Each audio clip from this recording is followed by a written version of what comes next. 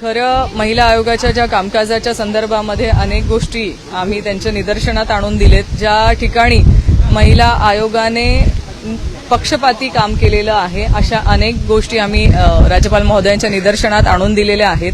त्याचबरोबर तिथे पूर्ण वेळ जो महिला आयोगाला अध्यक्ष म्हणून वेळ देऊ शकेल अशा व्यक्तीची तिथे निवड करण्यात यावी ही देखील आम्ही मागणी केली. कारण आजच्या ज्या अध्यक्ष आहेत त्या पूर्ण वेळ देऊ शकत नाहीयेत.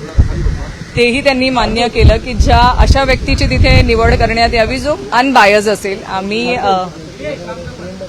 अशा अनबायज व्यक्तीचीच तिथे निवड करण्यात यावी ही देखील आम्ही मागणी केली. त्याचबरोबर वैष्णवी हगवणेंच्या केसमध्ये देखील सीआयडीची मागणी करण्यात यावी, सीआयडीकडे ही केस वर्ग करण्यात यावीची ही देखील जी मी मागणी केलेली होती त्याचीही आम्ही सगळ्यांनी मिळून राज्यपाल महोदयांकडे विनंती केलेली आहे. खरं तर आज महाराष्ट्रामध्ये ज्या महिला अत्याचाराच्या घटना मोठ्या प्रमाणामध्ये वाढत आहेत, खेड्यापाड्यांमध्ये गाव वस्तीपर्यंत जर आपण बघितलं असेल तर अनेक घटना ह्या समोर येताना दिसत आहेत. त्यामध्ये हुंडाबळी असेल किंवा अत्याचाराच्या घटना असतील. इव्हन आपण बदलापूरच्या घटनेमध्ये बघितलं की एका 4 वर्षाच्या 5 वर्षाच्या मुलीवरती अत्याचार झाला. त्यांना तक्रार नोंदवताना देखील सगळ्या लोकांनी एकत्र येऊन आंदोलन केल्यानंतर ती तक्रार नोंदवल्या गेली. म्हणजे एका महिलेला पोलीस स्टेशनला गेल्यानंतर तक्रार नोंदवताना देखील अनेक संकटांना सामोरे जावं लागतं.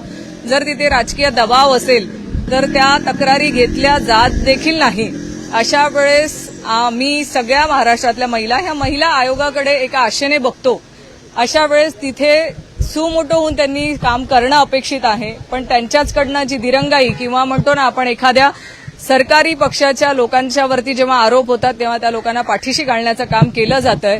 असे होऊ नये आणि महिलांना न्याय मिळावा, त्यांच्या तक्रारी ह्या लवकरात लवकर नोंदवण्यात याव्या. पोलीस स्टेशनमध्ये त्यांना 1.5 दिवस 2 दिवस थांबण्यात येऊ नये, तो त्रास त्यांना जातो. वैष्णवी हगवणेंच्या केसमध्ये तुम्ही बघितलं असेल तर 1.5 दिवस त्याच्या आईवडिलांना तक्रार नोंदवण्यासाठी पोलिसांकडनं मज्जाव करण्यात आला होता. म्हणजे त्याचं उत्तर अजूनही कोणी दिलेलं नाहीये की 1.5 दिवस का लागला, वैष्णवी हगवणेंच्या मृत्यू प्रकरणी केस का नोंदवल्या गेली नाहीत, त्या केसमध्ये अजूनही जे कलम लागायला हवे होते ते कलम का लागण्यात आले नाही, अजूनही सौम्य प्रकारचे कलमच का आहेत, असे अनेक प्रश्न आहेत. म्हणजे इथे पॉलिटिकली नेक्सस आहे हे आम्ही ओरडून सांगतोय, पण या सगळ्या गोष्टींमध्ये मुद्दाम दुर्लक्ष होतंय.